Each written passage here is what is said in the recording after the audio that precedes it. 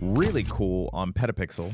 They are reporting some of the comments from the CEO of Nikon. And it says this: the Nikon's president believes Red's acquisition will increase the market share of Nikon, which makes sense because we actually see the breakdown of the market share. Canon actually dropped from this year to last year. They were a little bit higher, but Sony's been coming up.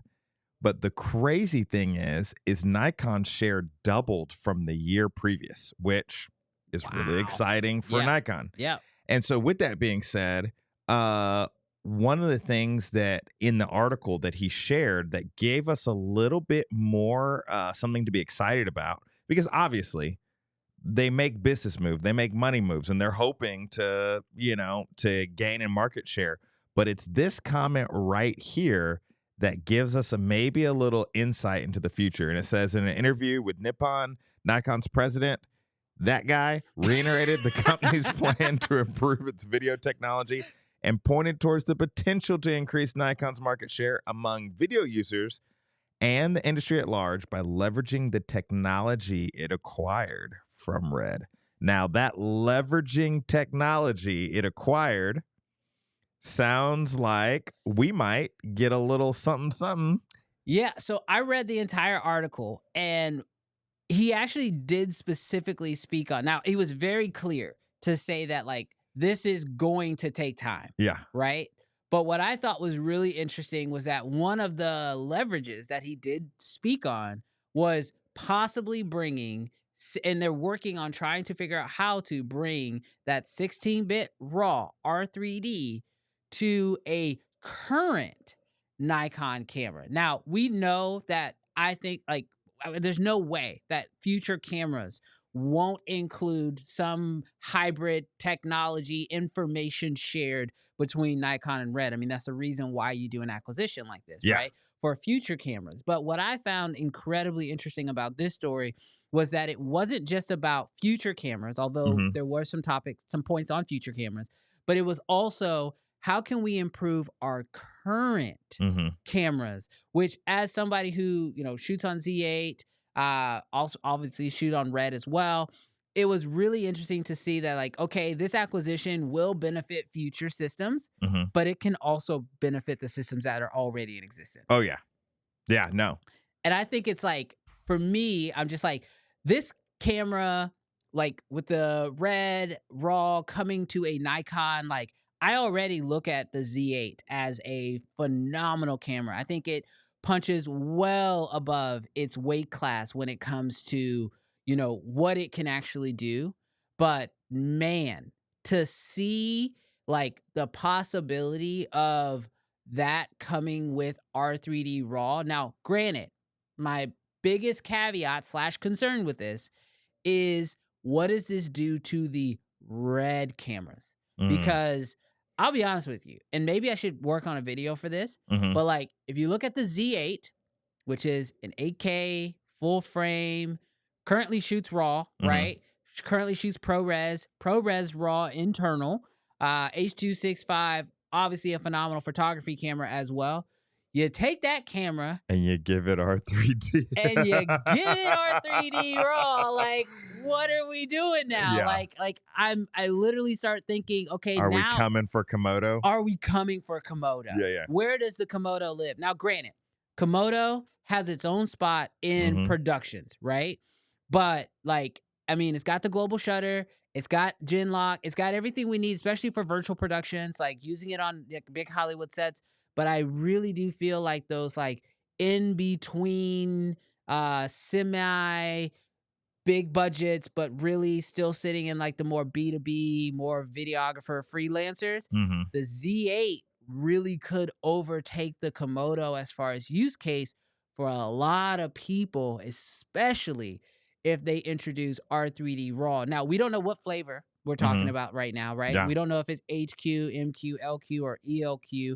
And I'm sure a lot of that will have to do with like processing ability of the actual Z8, because that system's done. Yeah, they're not going to chip. If the chip can handle it. If the chip can handle it. Overheating, yeah. Right. But I think it is two totally different users, but at the same time, like it starts to become very it's I hate to make this comparison, but it starts to become very Sony-like, Yeah. where there's like almost maybe too much overlap. And I Mm. think for some people they'll get a little confused. Yeah.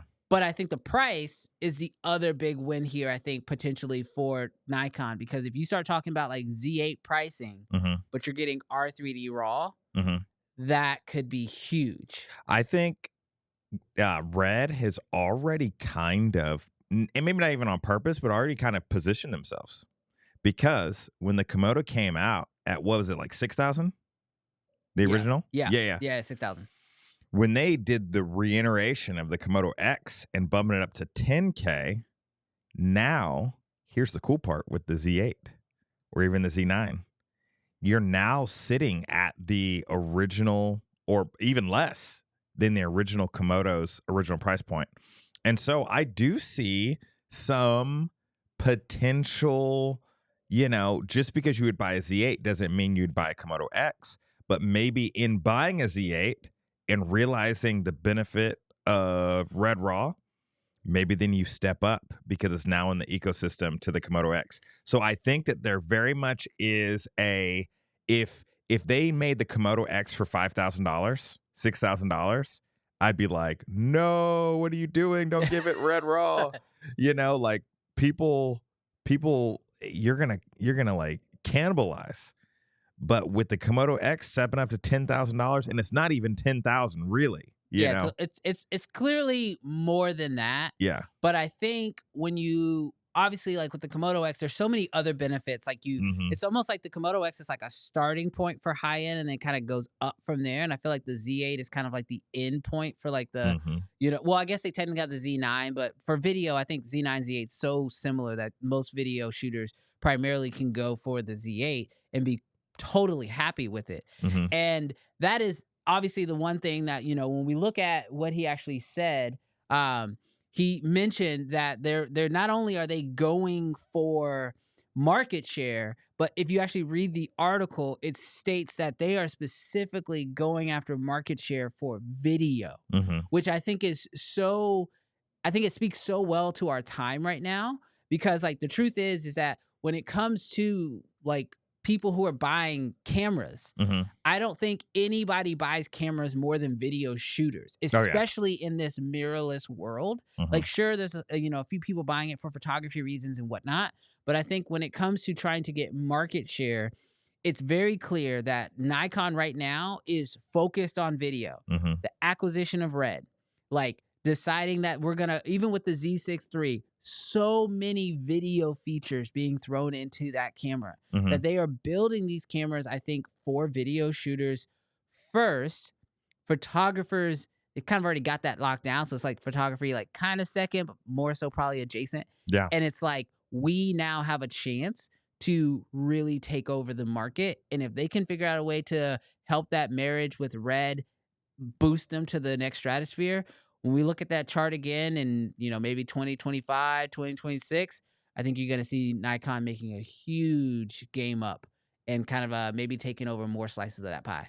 Yeah, absolutely. Cause I literally just think, like what does a company have to do to literally move the needle? And with Red Raw already being, because obviously they could come out with N Raw or they could come out, like whatever.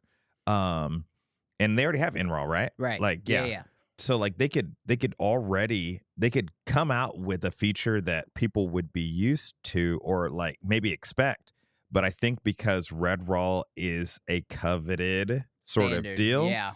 that it's like you got to do something to actually move the needle if you want market share. Yes, absolutely. And I think the right move is to keep the R3D Red Raw name Hmm. and bring that into the Nikon system. And I think that's going to help them a lot than just upgrading the Nikon RAW Hmm. and just giving it all the same features as Red RAW. I think that would be a misstep. I think Yeah. holding that name Red, because that name Red still means a lot.